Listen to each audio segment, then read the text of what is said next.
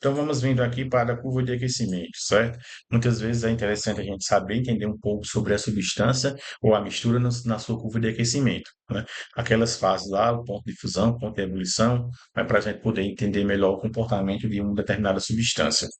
Então, a curva de aquecimento nada mais é do que um gráfico que vai demonstrar o comportamento de uma amostra frente ao seu aquecimento. Você poderia ter também uma curva de resfriamento, certo?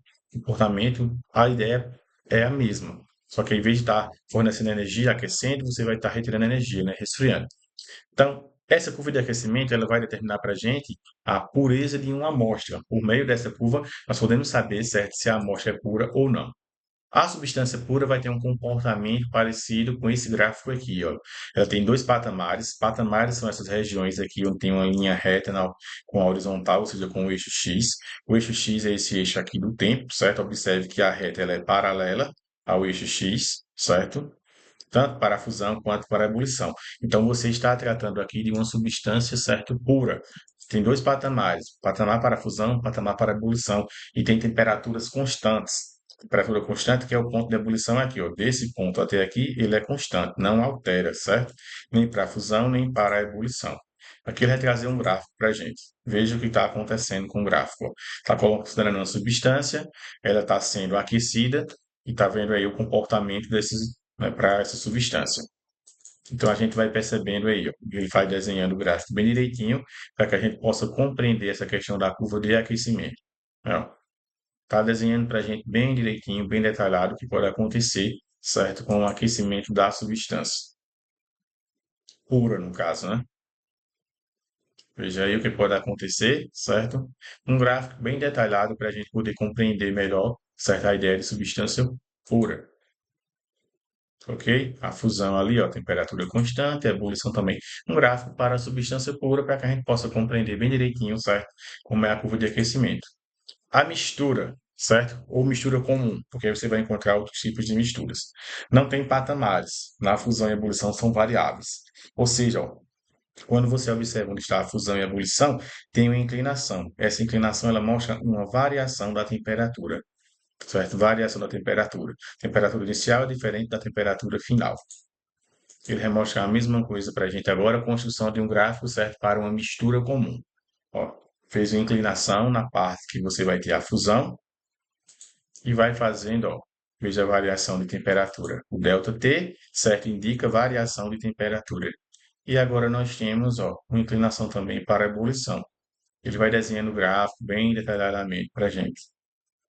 E aí, ó, colocando certa variação de temperatura e você chega, certo, lá no seu gráfico para uma, ó, destacou a fusão e a ebulição para uma mistura. Mas aí você pode encontrar também o que a gente chama de mistura eutética, somente um patamar, que é a fusão constante. Ele está mostrando aqui, ó, fusão constante. Ele vai desenhar para a gente certo gráfico da mistura eutética, onde a fusão é constante. Ó. A ebulição está com inclinação. Veja que ele está desenhando bem rapidinho para a gente. Destacou a fusão, ele destacou com cores diferentes, porque uma é constante e a outra tem uma variação. E nós vamos apresentar também a mistura azeotrópica, somente um patamar, que é a ebulição constante. Então, ele também vai trazer para a gente um gráfico, certo? Onde ele vai desenhando aí, né, bem direitinho para a gente, dando destaque na variação, porque a fusão ali ela é constante, quando acontece a fusão. E nós vamos ter a ebulição, desculpa, quando acontece a fusão, tem a variação de temperatura, desculpa aí, corrigindo, certo? A ebulição que é constante, certo? Corrigindo, fusão, variação de temperatura, ebulição constante, que essa é a sua mistura azeotrópica, certo? Lembre bem que foi corrigido aqui, para depois não dizer, tá, falou que era constante. Fusão aqui, variação de temperatura, a ebulição que é constante. Aí dá um gráfico para você e pede para você fazer uma análise, né? O gráfico abaixo mostra a curva de aquecimento para o clorofórmio, usualmente utilizado como solvente para lipídios.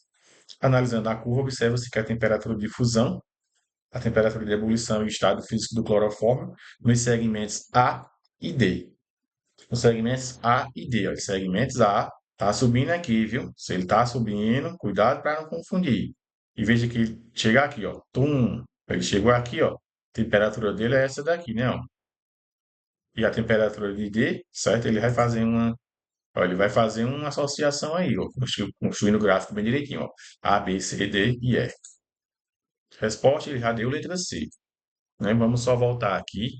Ele já jogou para a gente resposta letra C, né? Ó. Temperatura de A é 60 graus Celsius, temperatura de D é 60 graus Celsius, positivo aqui, negativo, e ele é sólido, né?